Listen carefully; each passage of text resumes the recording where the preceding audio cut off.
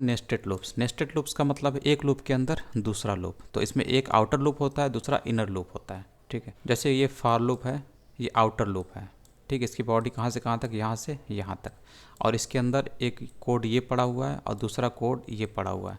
तो ये जो दूसरा कोड पड़ा हुआ है ये फॉर लूप है। इसको इनर फॉर लूप बोलते हैं, क्योंकि ये बाहर वाला जो आउटर फॉर लूप है उसके अंदर है। ठीक है, तो ये इनर फॉर लूप है। तो इसकी जो वर्किंग होती है वो जैसे हम लोगों ने पढ़ा उसी टाइप में होती है। तो जैसे ये आउटर लूप है, तो इसके एक वैल्यू के लिए ये फॉर लूप आपका यहाँ पे जो लिखा हुआ 3 टाइम्स चलता है। ठीक है, तो टोटल इसकी एक वैल्यू, यहाँ पे कितनी वैल्यू है, यहाँ पे 2 वैल्यू सप्लाई की गई हैं, क्योंकि 1 से 2 तक जाएगा ये। तो यहाँ पे टोटल आपको ये 6 टाइम्स चलते हुए दिखेगा। अब वही यहाँ पे लिखा हुआ। ठीक है, ये 2 बार एग्जीक्यूट करेगा फॉर लूप बड़ा वाला, और इसके अंदर जो लूप है वो 3 बार, यानी कि 6 टाइम एग्जीक्यूट करता है ये अंदर वाला लूप। तो कैसे करता है तो देख लेते हैं इसको। सबसे पहले कंट्रोल यहाँ पर आएगा, आई की वैल्यू इसने 1 देखा। उसके बाद यहाँ पर आई की वैल्यू 1 लेस देन 2, तो कंडीशन ट्रू हो गई। फिर उसके बाद कंट्रोल यहाँ पर आता है, इसको एग्जीक्यूट करता है। तो यहाँ पर ये जो चीज़ लिखा हुआ आपको यहाँ दिखता है, तो आउटर एक स्ट्रिंग है, तो ये लिखा हुआ दिख रहा है। उसके बाद आपको यहाँ पर प्लस के बाद ये आई की वैल्यू यहाँ पे प्रिंट कर रहा है, तो आउटर 1 ये आपको प्रिंट होते हुए दिख रहा है।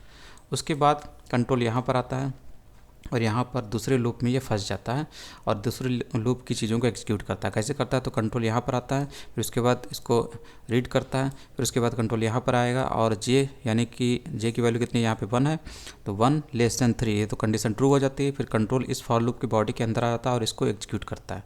इसको एग्जीक्यूट करता है तो ये वाला चीज़ आपको पहली बार दिखता है।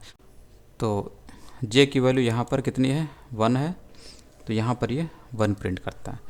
तो ये जो लाइन है ये आपको दिखी। उसके बाद कंट्रोल यहाँ पर आता है और जे की वैल्यू जो 1 है उसको जे प्लस प्लस से 2 कर दिया जाता है। फिर यहाँ पे टेस्ट होता है, जे यानी 2 लेस देन और इक्वल टू 3, कंडीशन ट्रू है।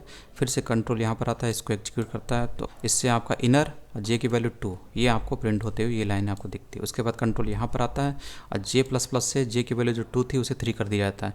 फिर से कंट्रोल यहाँ पर आता है, 3 लेस देन और इक्वल टू 3, यानी कंडीशन अभी भी ट्रू है। फिर से कंट्रोल यहाँ पर आता है, इसको एग्जीक्यूट करता है और ये वाली लाइन आपको दिखती है।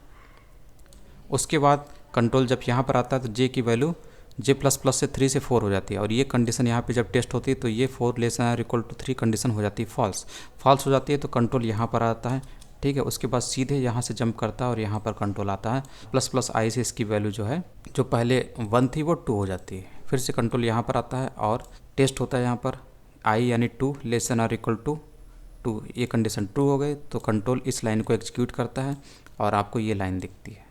उसके बाद कंट्रोल यहाँ पर आता है इस फॉर लूप के अंदर और यहाँ पर जे की वैल्यू को पढ़ता है, फिर जे लेस देन और इक्वल टू 3, यानी कि जे की वैल्यू अभी क्या है, फिर से 1 ही है, 1 लेस देन और इक्वल टू 3 कंडीशन ट्रू है। तो इस लाइन को कंट्रोल एग्जीक्यूट करता है और आपको ये वाली लाइन दिखती है क्योंकि जे की वैल्यू अभी 1 है। फिर से कंट्रोल यहाँ पर आता है, ये एग्जीक्यूट करने के बाद तो जे की वैल्यू जे प्लस प्लस से 1 से 2 हो जाती है। कंट्रोल फिर यहाँ पर आता है, जे यानी 2 लेस देन और इक्वल टू 3 कंडीशन ट्रू है। फिर से कंट्रोल यहाँ पर आता है और इस लाइन को एग्जीक्यूट करता है। तो ये चीज़ आपको यहाँ पे दिखाई देती है, इनर और जे की वैल्यू 2। फिर से कंट्रोल यहाँ पर आता है, ये लाइन एग्जीक्यूट करने के बाद यहाँ पर आता है जे प्लस प्लस से जे की वैल्यू 2 से 3 हो जाती है। फिर कंट्रोल यहाँ पर आता है और टेस्ट करता है कि क्या जे यानी 3 लेस देन और इक्वल टू 3 है, तो हाँ ट्रू है। तो फिर से कंट्रोल यहाँ पर आता है, इस लाइन को एग्जीक्यूट करता है और यहाँ पर आपका ये लाइन दिखती है।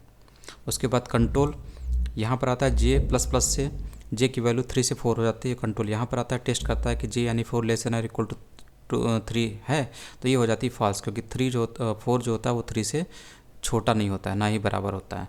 तो ये कंडीशन हो जाती है फॉल्स। तो कंट्रोल इस फॉर लूप से बाहर आ जाता है, ठीक है, यहाँ पर आ जाता है। उसके बाद यहाँ से सीधे जंप करता है यहाँ पर और आई की वैल्यू जो होती है जो 2 थी उसको वो 3 कर देता है।